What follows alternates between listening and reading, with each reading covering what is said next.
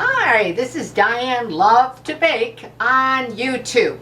What we're going to make are cookies, but we're going to make cookies with brown sugar. In fact, I just put on another recipe a few days ago using brown sugar because, you know, traditionally many of the cookie recipes are always with granulated sugar, and I particularly like brown sugar because I think it adds such a moisture to the cookie and another flavor, an additional flavor. So we're calling them today brown sugar cookies, or you could also call them brown sugar crinkle cookies, and I'll show you that in just a few minutes. Now, sorry, I no longer put the recipe below the video, and I'm really sorry about that, but if during the video, if you'd like to jot down notes or however that you want to obtain the recipe list and ingredients, hopefully, you know, I won't make a mistake, and I'll say the ingredients clearly and accurately to you, okay? I'm also going to warn you about the sound when I put my mixer on, because it can be quite loud on your end. So I always give everyone a heads up when I'm turning it on, okay? Also, you can do this recipe with your stand-up mixer if you prefer. I like the stand-up over the hand mixer for this recipe because I think it's quicker for the recipe, and this dough can have a lot of density and heaviness to it, and sometimes the hand mixers really struggle through that. So first up, what we're going to do is we're going to start with butter, okay? And I'm using unsalted butter. Now, if you only have butter, regular butter with salt in your refrigerator, I have done it, and the cookies, they still taste fabulous, okay? But this is unsalted, and it's a half a cup. I went ahead, I broke it up, cut it up into little pieces because I think it's quicker to cream it and beat it and that type of thing. Warn you about the sound.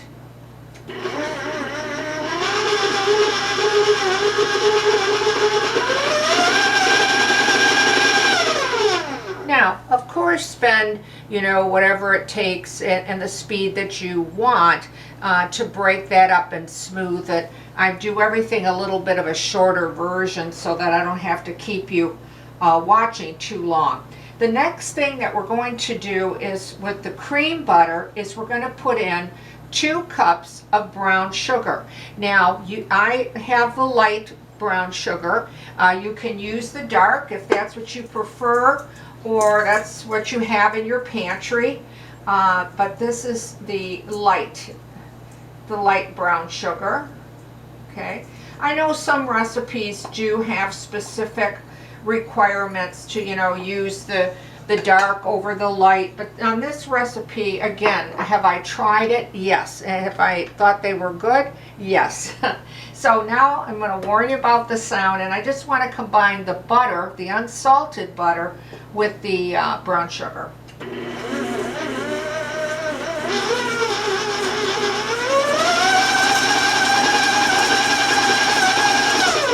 Go to much higher speeds than you normally would just to bring it all together.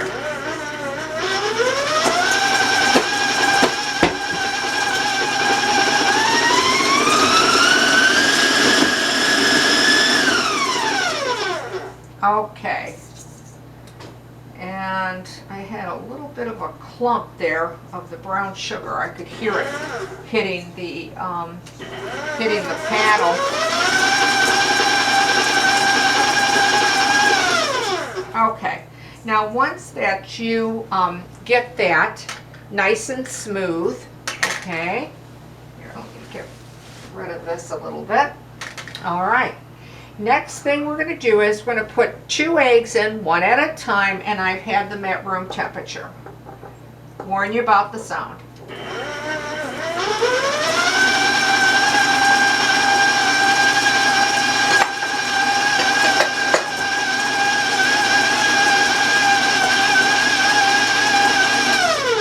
Okay, and again, just beat it as long as it takes till it's well combined. Maybe it'll take you 2 minutes, maybe it'll take you 3. It depends on the device you're using, the mixer, as well as the speed. The next thing you're going to be putting in is vanilla, and I'm putting in 1 teaspoon of vanilla. I'm going to beat that in. Warn you about the sound.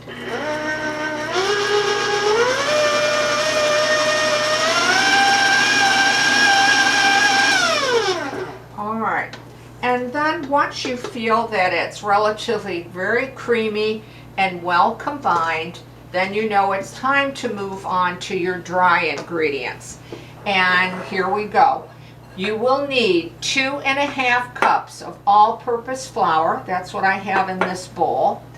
And you're going to be putting in 3/4 of a teaspoon of baking powder. That was 3/4. I'm just going to give it a little stir with my little whisk here. You can use a spoon or a spatula, whatever handy for you. The next thing, and the last thing that we're going to put in ingredients is salt. 1/2 teaspoon. 1/2 teaspoon. Okay? All right. And I'm just giving it a quick stir. It doesn't have to be perfect or anything like that. And now I'm going to slowly add the dry with the wet. Try to keep it on a lower speed so it doesn't go all over my kitchen. The reason I laugh is because have I done it? Yes.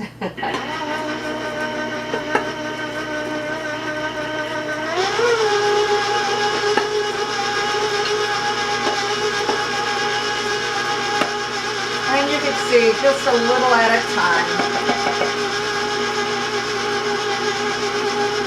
I'm going to raise my speed, warn you about the sound.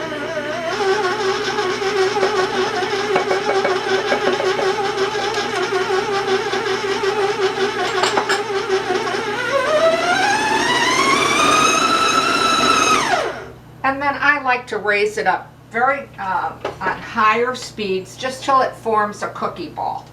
And then I feel that I know it's well mixed and well combined. Okay.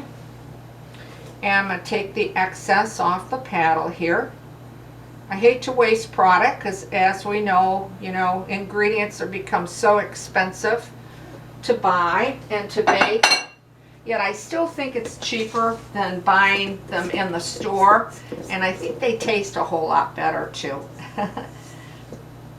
I could say maybe grocery store, some bakeries, that's the difference, their baked goods are very, very good.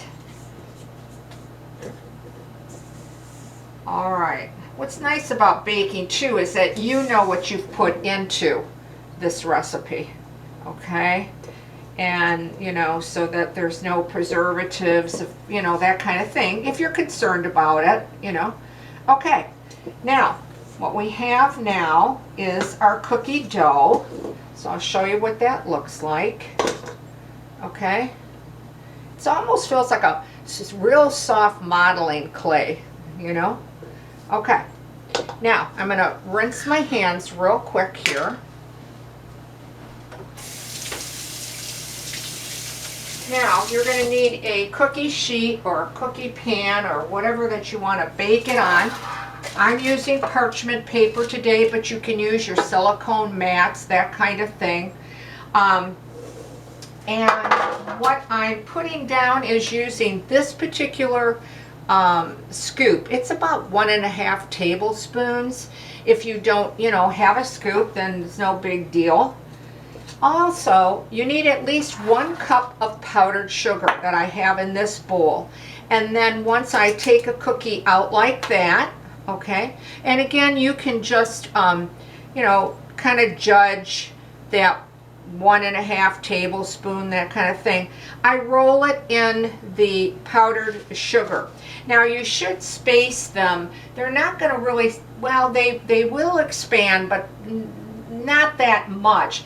But I would still put them 1½ inches apart, okay? Let's do another one. Now, as you see, I really am not fussing with them. I'm not completing it and rolling a complete ball, that kind of thing. I'm just you know, tossing it in the into the powdered sugar, and I'm not really flattening the tops or anything like that. I don't really feel a need when I do these cookies, okay? But there you have it. Okay, now once that you put your cookies down, then you'll want to put them in a preheated oven at 350 degrees, and they could take you anywhere from 12 to 16 minutes to bake up. And you know, time is hard to be exact because all our ovens set up so differently. You know, you get to know the capabilities of your oven and the temperature and that kind of thing. So that's kind of just a general number that I'm giving you. You don't want to over bake them because they can become very dry unless you like a crispier cookie. That's up to you. Let me rinse my hands real quick once again, because I was working with raw cookie dough here with eggs, because I'd like to show you what they look like once they're baked up.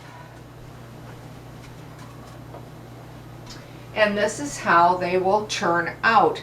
They have a nice, very light brown or light tan beige to them, okay? And you can really see why I mentioned that you can call them, you know, crinkle cookies, or brown sugar cookies. This recipe that I got from a church member just called them brown sugar cookies. So, but they to me resemble the crinkle cookies. Now I do have the chocolate crinkle cookies. If you're, you know, like them, I do have a video on that. And just bake them till they're nice light golden brown. And again, remember, if you want it to be a little bit drier of a cookie. Now this particular cookie that I have right here has a hard finish on the top and on very, very light on the bottom, okay? So it's, you know, it has a bit of a, you know, of a break to it, okay? When you bite into it, it's a moister, chewier center, okay? And they really are great tasting cookies if you give this a try. And like I said, you can always try you know, baking them a little shorter or a little bit longer to find exactly how much of a chew, how much moisture that you want left in the center. But these are great with a cup of coffee or a cup of tea or even a glass of cold milk.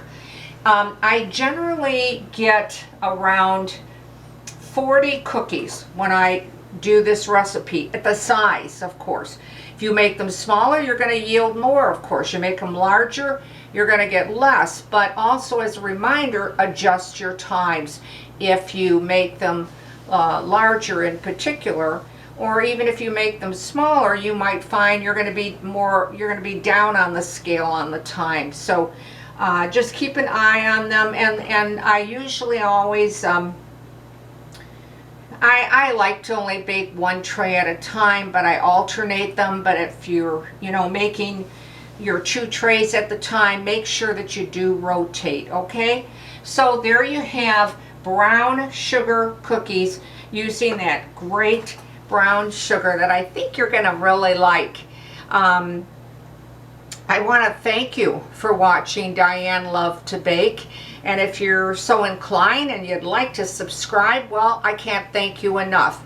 I have a lot of cookies and cakes and Italian type pastries on my channel, and pizza doughs, and a lot of recipes from my parents' family restaurants. Well, quite a few years ago, but throughout the years. So I'd appreciate if you check out my channel for whatever recipe you might need. If you like the video, please ring the bell or give me a like. I can't thank you enough. So also, if you try this recipe and you like it, I'd love to hear from you. And remember that solely I watch my videos on YouTube. So when you do write to me, I will see your comment or your question, and I will do my very best to answer in a timely fashion, okay? So thanks again for watching Diane Lovetobake on YouTube.